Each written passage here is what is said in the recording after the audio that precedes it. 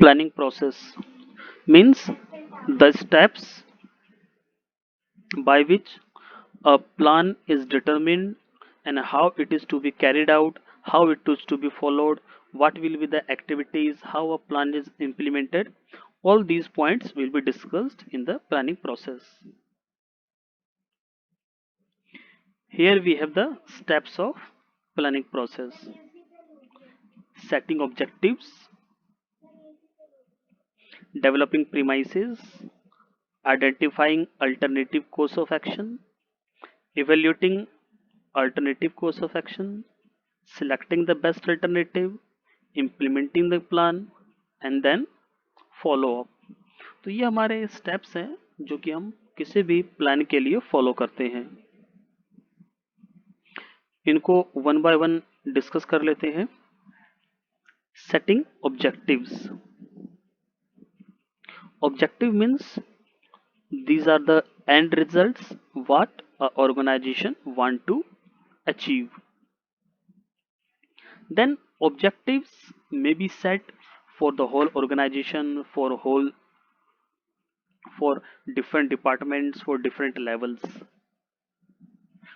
और जो आपके ऑब्जेक्टिव है that should be stated clearly. ये हमें क्लियर होना चाहिए कि ऑर्गेनाइजेशन क्या अचीव करना चाहती है. And once it is decided that these are the objectives, these are the goals that a organization want to achieve in future, then it should be communicated properly to the employees at all the levels. Then we have next step, developing premises. Premises means some assumptions on the basis of which objectives are decided, and these premises provides the basis for planning.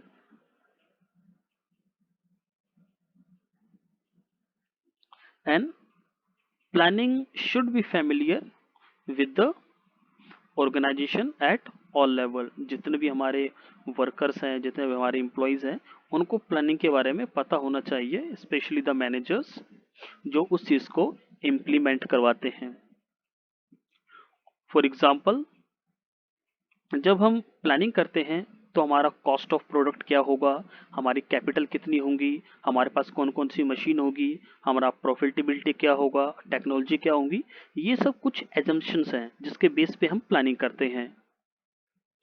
Suppose that आपको किसी product को manufacture करना है, तो product manufacture करने के लिए जो आप प्लान करेंगे कि मुझे कितना परचेज करना है, तो वो जो आप परचेज की प्लानिंग कर रहे हैं, मुझे ये पर्टिकुलर अमाउंट परचेज करना है, तो वो किस पर डिपेंड करेगा कि उस प्रोडक्ट की कॉस्ट क्या है. अगर प्रोडक्ट की कॉस्ट ज़्यादा है तो डेफिनेटली हम कम परचेज के लिए प्लान करेंगे, और अगर उसकी कॉस्ट ज़्यादा है, सॉरी, अगर कॉस्ट कम है तो आप ज़्यादा परचेज करने के लिए प्लान कर सकते हैं.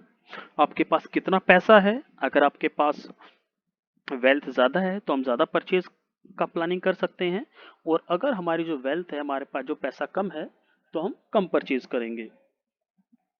ये कुछ चीज़ें हैं जिनके बेस पे हम प्लान करते हैं. Means these are the some assumptions on which planning is based.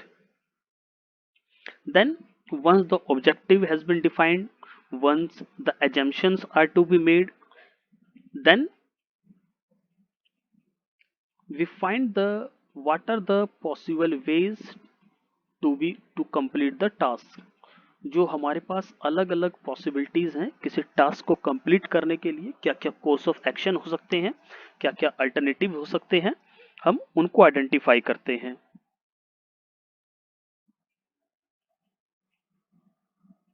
For example, अगर सपोज दैट मुझे सेल करना है या मुझे अपनी सेल्स को इंक्रीज करना है, तो सेल्स को मैं अलग अलग तरीके से इंक्रीज कर सकता हूँ, और जो मेरे पास डिफरेंट डिफरेंट फेज हैं, मुझे ये डिसाइड करना है कि इस जो मेरे पास अलग अलग तरीके हैं, जो मैंने अलग अलग कोर्स ऑफ एक्शन को डिसाइड किया है, जो मेरे पास डिफरेंट डिफरेंट अल्टरनेटिव्स हैं, उसमें से सबसे बेस्ट कौन होगा. जैसे एग्जांपल लिया है मैंने, ये cells can be increased by advertisement, by salesman, personal selling, or offering discounts, or there may be other tools also. तो किसी भी टास्क को कंप्लीट करने के लिए, अचीव करने के लिए अलग अलग टूल्स हो सकते हैं। तो उसमें से कौन सा टूल्स कैसा होगा, उस चीज को हम यहाँ पर आइडेंटिफाई करते हैं। What are the possibilities, what are the alternatives. Then once the different alternatives has been clarified, has been find out, then we will evaluate the all the alternatives. हमारे पास जितने भी अल्टरनेटिव्स हैं, जितने भी किसी टास्क को करने के तरीके हैं, हम उनका इवोल्यूशन देखेंगे। Evolution means all the negative and positive points of each and every alternative will be seen. हम देखेंगे कि हर अल्टरनेटिव के अंदर आपके पास क्या पॉजिटिव पॉइंट्स हैं और क्या नेगेटिव पॉइंट्स हैं, and which possibility is more feasible. For example, अगर आपको ज्यादा रिटर्न चाहिए तो आपको ज्यादा रिस्क लेना पड़ेगा। अगर आपको रिटर्न कम चाहिए तो आप कम रिस्क वाले के साथ चल जा सकते हैं। तो ये आपका एक फाइनेंशियल प्लानिंग का पार्ट होता है कि जब आप फाइनेंशियल प्लानिंग करते हैं तो उसके अंदर कितना रिस्क है और कितना रिटर्न मिलेगा, ये इंपॉर्टेंट है। अगर आप ज्यादा रिटर्न के लिए जाना चाहते हो तो आपको एक ऐसा इन्वेस्टमेंट देखना पड़ेगा जिसके अंदर रिस्क ज्यादा हो।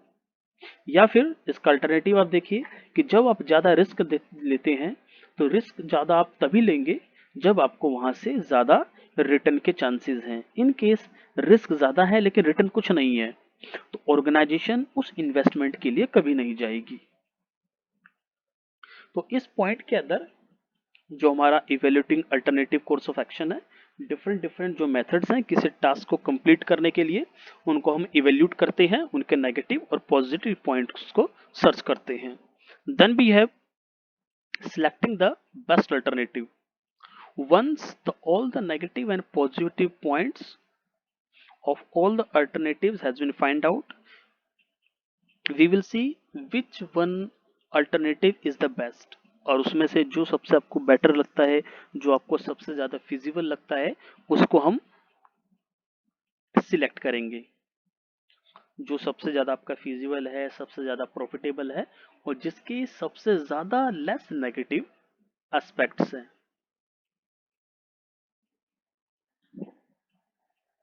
मोस्टली हमारे पास जितने भी अल्टरनेटिव्स होते हैं उनको हम मैथमेटिकली कैलकुलेट करते हैं कि कितना रिस्क है और कितना रिटर्न है। लेकिन कई बार ऐसा भी होता है कि जो कुछ अल्टरनेटिव्स होते हैं जिसको आप मैथमेटिकली फाइंड आउट नहीं कर सकते हो, कि वो मैथमेटिकली एनालाइज नहीं कर सकते हो, उस केस में जो हमारा मैनेजमेंट है, जो हमारे मैनेजर हैं, जो उनका विजडम है, उन पे बेस्ड हम डिसीजन लेते हैं कि किस प्लान को आपको इम्प्लीमेंट करना है। और कई बार हम किसी एक को सिलेक्ट कर सकते हैं और कई बार हम एक या दो मेथड्स के कॉम्बिनेशन को भी सिलेक्ट कर सकते हैं अपने अल्टरनेटिव के लिए। Then we have the implementing the plan. हमने डिसाइड किया कि कौन सा जो मेथड है, कौन सा आपका जो वे है, कौन सा अल्टरनेटिव है वो आपका बेटर है, तो उसके बाद हम उसको एक्शन में लाने के लिए इनिशिएट करेंगे। और उसको इम्प्लीमेंट करने के लिए फिर मैनेजर क्या करेगा, जो ऑर्गेनाइजिंग है, असेंबलिंग है, या जो अदर फंक्शंस हैं उनको स्टार्ट करेगा। For example, if there is plan to increase the production, then more level, more machinery will be required. अगर हमें प्रोडक्शन को इंक्रीज करना है तो आप ज्यादा लेबर को इम्प्लीमेंट करेंगे, ज्यादा मशीनरी को परचेज करेंगे। Then we have the last point, follow up. जब हमने एक्शन को डिसाइड कर लिया कि आपको कौन सा अल्टरनेटिव लेना है, हमने उसको इम्प्लीमेंट कर दिया, once the plan is implemented it is to be followed. आपको इसके अंदर ये देखना है कि जो प्लान हमने इम्प्लीमेंट किया है वो आपके शेड्यूल के अकॉर्डिंग, आपके जो रिक्वायरमेंट है उसके अकॉर्डिंग काम कर रहा है या नहीं। And if there is a deviation, means जो आपने डिसाइड किया है पहले से, अगर ये उसके अकॉर्डिंग काम नहीं कर रहा है, if there is a deviation from the standard set and the actual performance. Necessary controlling tools will be implemented, और या फिर आप जो अपने प्लानिंग में क्या क्या चेंजेस कर सकते हो या आपको क्या क्या चेंजेस करने चाहिए आप उसको इम्प्लीमेंट करोगे. So this was the planning process.